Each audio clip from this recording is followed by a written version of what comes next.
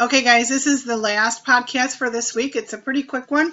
There's only 11 slides, so it shouldn't take more than just like 10 or 15 minutes. We're going to talk about the different types of joints in your body. There's a few of them, so get your pens ready.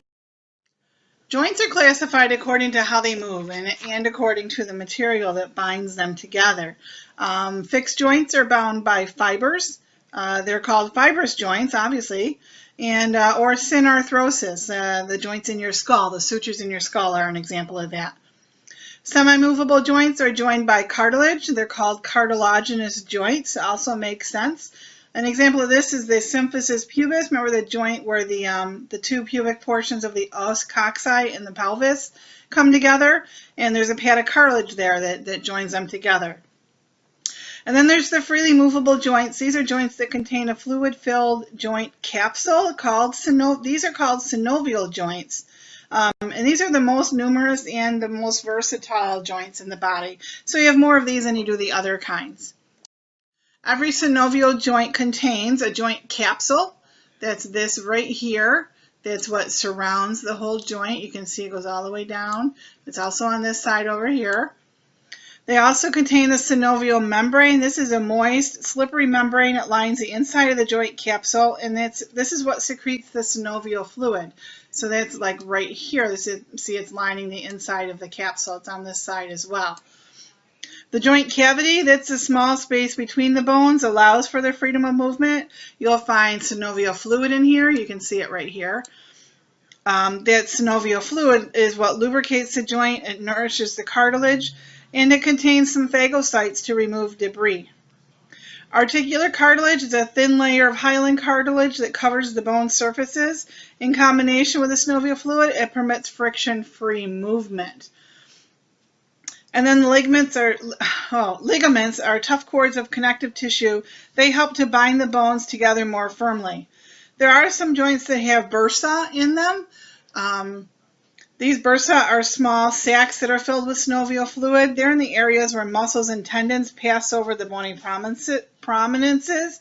These help to facilitate movement and ease friction. You've heard people say they have bursitis. The itis on there would tell you that that's when they get inflamed and painful. So the types of synovial joints, there's a few of them. There's the pivot joint. The pivot joint is where a projection from one bone articulates with a ring-shaped socket of another bone that allows the bones to rotate or pivot. An example of this is the dens of the second cervical vertebrae when it connects with the first vertebrae, so the C2 and the C1. Another example is the radial ulnar joint, in which the head of the radius rotates within a groove of the ulna. You don't have very many of these. Another one is a hinge joint, just like a hinge on a door. It allows only back and forth movements, also known as flexion and extension. Examples of this include your elbow, your knee, and then the interphalangeal joints of your fingers and toes, so your knuckles, basically. The gliding joint, two relatively flat bone surfaces slide over each other. The surrounding ligaments limit the amount of movement that you will have there. These are the least mobile of all the synovial joints, and these include like the tarsal bones in your ankle, the carpal bones in your wrist, and the articular processes of your vertebrae. In a ball and socket joint, it's just like the name says. The ball-shaped head of one bone fits into a cup-like socket of another bone. Examples of this are your shoulder and your hip. A saddle joint. This is when the surfaces of both bones are shaped like the surface of a saddle, concave in one direction and convex in the other. When they are perched on top of each other, the bones move back and forth and from side to side, although the side-to-side movement is kind of limited. This type of joint is found only in the thumbs. This is what allows us to give the ability to pick up objects, to give us that opposable thumb so we can pick things up. In a condyloid joint, an oval convex surface of one bone fits into a similarly shaped depression on another. This allows flexion and extension as well as side-to-side movement. Now remember, flexion and extension also was with the hinge joint, but the hinge joint does not really allow side-to-side. This one does. This includes like the distal end of the radius with the carpal bones of the wrist, and the joints at the base of the fingers. Movements of synovial joints really depends on the shape of the joint. It also depends on the ligaments, muscles, and tendons that are nearby. In the shoulder, you can see the muscles and the tendons that attach, and that's really what makes your arm, your shoulder move the way that it does. Same with the elbow. The elbow is a hinge joint. You can see all the muscles and ligaments there. They did cut one tendon. And you can see the bursa here. This is one of those little sacs that, here. You can see the bursa right here. It's one of those little sacs that allows muscles to move over this projection of the bone and kind of ease that friction.